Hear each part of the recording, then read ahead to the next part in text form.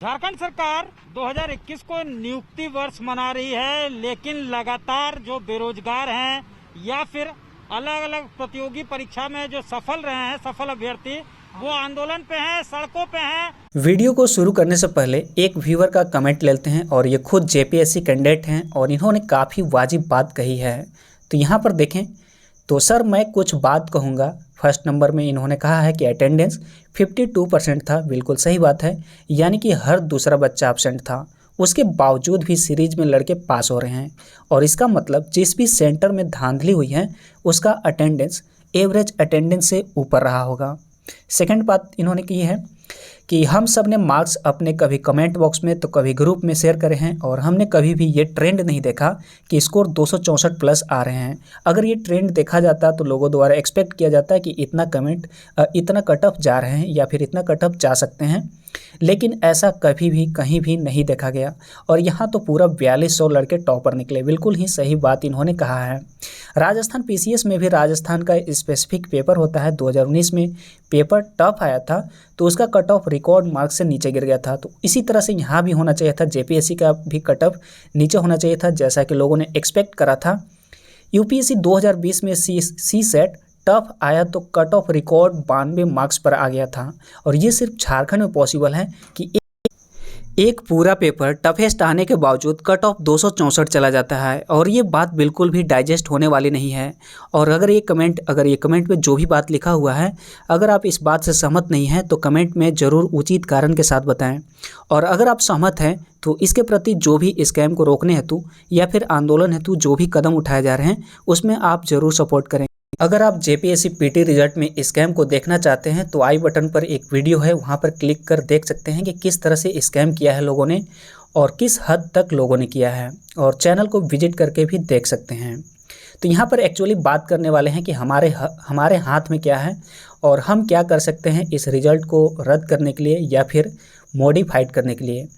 तो हम सभी को जब तक घर पर हैं ऑनलाइन ही इसका विरोध करना होगा। और ऑनलाइन कैसे विरोध कर सकते हैं, तो जिनका भी पेज है जैसे कि जेएसएससी एग्ज़ाम तैयारी और पेज है तो उस पेज पर ज़रूर इस बात को रखा जाए, या फिर जितने भी यूट्यूब चैनल हैं सबको एक साथ आना होगा इसके खिलाफ़, क्योंकि काफ़ी ज़्यादा धांधली दिख रही है।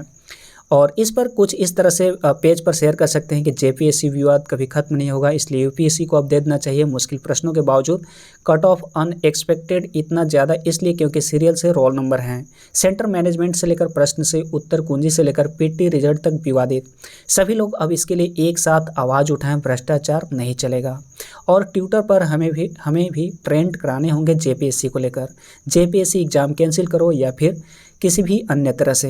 तो यहाँ पर देख सकते हैं एग्जाम क्रैकर झारखंड ने अपने पेज पर लिखा है कि एक साथ एक कमरे में इतने टैलेंटेड लोग, जेपीएससी संजोग है या प्रयोग, यानी कि पूरी तरह से ऑनलाइन में इसको ट्रेंड कर देना है, पूरी तरह से इसको लोगों तक पहुँचा देना है। इन सभी बातों को जोहार फाइनल फाइटर्स के द्वारा पेज पर लिखा गया है कि जेपीएससी के लगभग सभी परीक्षाओं की तरह इस बार भी 7वीं से 10वीं जेपीएससी सिविल सेवा परीक्षा के प्रारंभिक परीक्षा परिणाम में भारी संख्या में भ्रष्टाचार सामने आया है। और इस बार परीक्षा के दौरान सेंटर पूरे के पूरे परीक्षा कक्ष को ही सेटिंग कर लिया गया था, जिससे कक्ष के सभी परीक्षार्थी सफल हो गए हैं, जिसके कई सफल अभ्यर्थियों की सूची लगातार सामने आया है, जिससे साफ साफ पता चलता है कि परीक्षा में भारी संख्या में भ्रष्टाचार हुआ है। सरकार परीक्षा गड़बड़ी में जांच के उपरांत परीक्षा रद्द करने की मांग करती है, सरकार विचार विमर्श करे। और ये सभी इनाम के द्वारा पोस्टेड है झारखंड यूथ एसोसिएशन अध्यक्ष के द्वारा। जेपीएससी एग्जाम में जो भी स्कैम हुआ है उससे रिलेटेड जो भी तथ्य आपके सामने है या फिर आपके पास है, उन सभी तथ्यों को हेमंत सोरेन जी के पेज यानी कि झारखंड के सीएम हेमंत सोरेन जी के पेज पर जाएं, फेसबुक पेज या फिर ट्विटर पर जाएं और यहाँ पर अपना कमेंट या फिर ट्वीट जरूर करने हैं और अपनी ज़रूर यहाँ पर भड़ास निकालें और अपनी बात को ज़रूर गवर्नमेंट के पास पहुँचाएँ। यहाँ पर आप देख सकते हैं कि प्रतुल सहदेव जो कि बीजेपी के प्रवक्ता हैं और इन्होंने यहाँ पर ट्वीट करा है, माननीय हेमंत सोरेन जी, जेपीएससी की पीटी में लगभग लगातार सीरियल में पीटी के परिणाम आए हैं, इत्तेफाक है या फिर कुछ और, आगे कुछ नहीं बोलूँगा। और इन्होंने यहाँ पर कमेंट में यहाँ पर लगा दिया है, ट्वीट में लगा दिया है इन्होंने।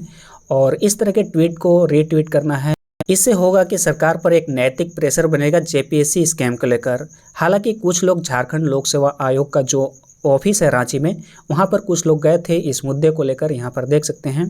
तो ये ऑफलाइन भी यहाँ पर करा जाएगा, इसके लिए आंदोलन, और ऑनलाइन भी लगे रहना है।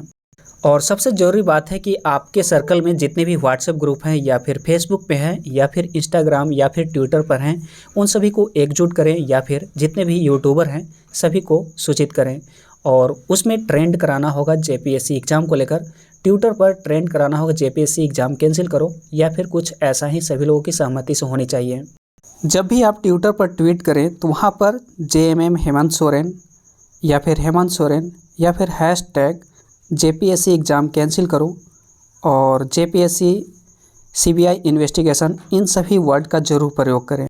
तो इस बात को लोगों तक पहुंचाने के लिए सोशल मीडिया पर इस वीडियो को जरूर शेयर करें। बहुत बहुत धन्यवाद।